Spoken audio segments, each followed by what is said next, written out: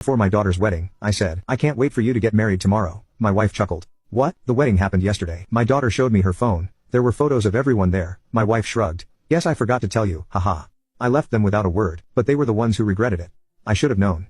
Looking back now, all the signs were there, little moments, offhand comments, subtle shifts in behavior. Had I been paying attention, I would have realized exactly where I stood in my own family. But I wasn't paying attention. I was too busy being the provider, the dependable one, the fool who thought love and sacrifice were enough to keep a family together. I was wrong.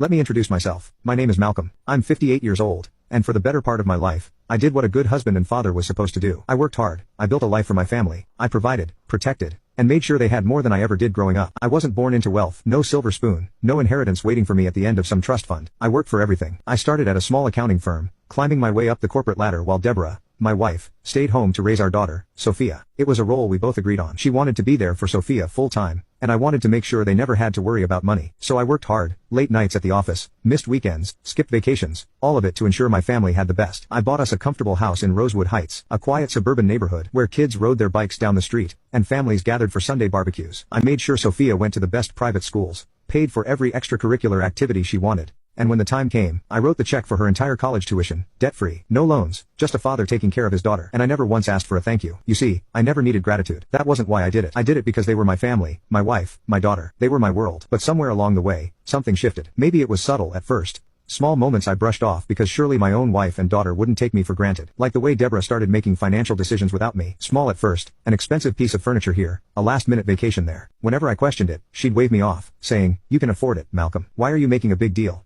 Or the way Sophia's gratitude became expectation. She never hesitated to ask for money, new clothes, trips with friends, an apartment in the city. But the words "thank you, Dad" became rare, almost non-existent. Then there was the wedding. When Sophia got engaged to Tyler, a corporate attorney from a well-off family, I was thrilled for her. I offered to pay for the wedding, despite Tyler's parents insisting they could handle half. "No," I had said, smiling at my daughter. "This is my gift to you. I want you to have the wedding of your dreams." I should have seen it then, the shift in Sophia's expression, the way her eyes flickered toward her mother, as if silently confirming something between them. I should have paid attention when Deborah started making all the decisions without asking for my input, the venue, the guest list, the catering, all handled by them, while I signed the checks like some faceless sponsor. I should have noticed the way they never talked about the wedding when I was around. But I didn't, because why would I? Why would I ever think that my own wife and daughter would exclude me from the very wedding I paid for? I ignored the signs. I told myself it was just pre-wedding stress, that they'd include me when it mattered. I was wrong. A day before what I thought was the wedding, I walked into the kitchen, smiled at Deborah, and said, "I can't wait for the wedding tomorrow." And that's when she laughed. Not a nervous chuckle, not a guilty giggle, a full-blown amused chuckle, as if I had just told the funniest joke she'd ever heard. "What?" she said, still smiling. "The wedding happened yesterday." That moment, that exact moment, split my life into two parts. Before that moment, I was Malcolm, the devoted husband and father, the provider, the man who did everything for his family. After that moment, I became something else. Because standing there in my own kitchen, staring at my wife's smug expression, I felt something inside me snap. Not in rage, not in heartbreak, but in cold, quiet realization. They had never planned to invite me. This wasn't some scheduling mistake. They had deliberately left me out. I turned to Sophia, waiting for her to correct her mother. She didn't. Instead, she hesitated, then picked up her phone, tapped the screen a few times, and held it up for me to see. There they were, all of them. Deborah, Sophia, Tyler, the in-laws, my siblings, my nieces and nephews. Smiling, laughing, celebrating, at a wedding I paid for. Without me. My heart pounded in my chest, but my face remained calm. I looked at my wife, the woman I had spent more than 30 years of my life with, the woman I had built a home for, sacrificed for, loved unconditionally. She shrugged, a casual, dismissive shrug, like I was some distant acquaintance they had forgotten to call. "Yes, I forgot to tell you," she said. She said it like it was nothing, like I was nothing. That was the moment I knew. They didn't just take me for granted. They didn't just see me as the wallet, the provider, the necessary burden in their perfect little lives. They saw me as irrelevant. I set my coffee mug down on the counter, carefully.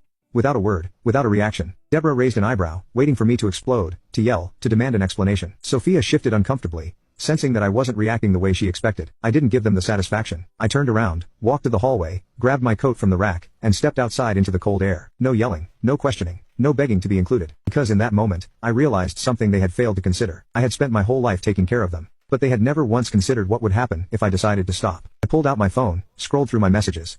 No missed calls, no texts. I wasn't an afterthought. I wasn't a thought at all. I took a deep breath, exhaled slowly, and whispered to myself, "Let's see how much they laugh when I walk away for good." Because that's exactly what I was about to do. And they were about to regret every second of it. I stood outside my own house, the cold air biting at my skin, but it was nothing compared to the chill that had settled deep inside me. I should have been angry, furious, heartbroken, but I felt none of those things. Instead, I felt empty. It wasn't just the betrayal. It was the realization that I had spent my entire life believing in an illusion. An illusion of love, family, loyalty. I had built my world around them, sacrificed for them, trusted them, only to find out I was never truly part of theirs. They hadn't forgotten me. They had excluded me. On purpose. And that fact settled in my bones like an unbearable weight, heavier than any exhaustion I had ever felt before. Now comment update to tag you on part 2.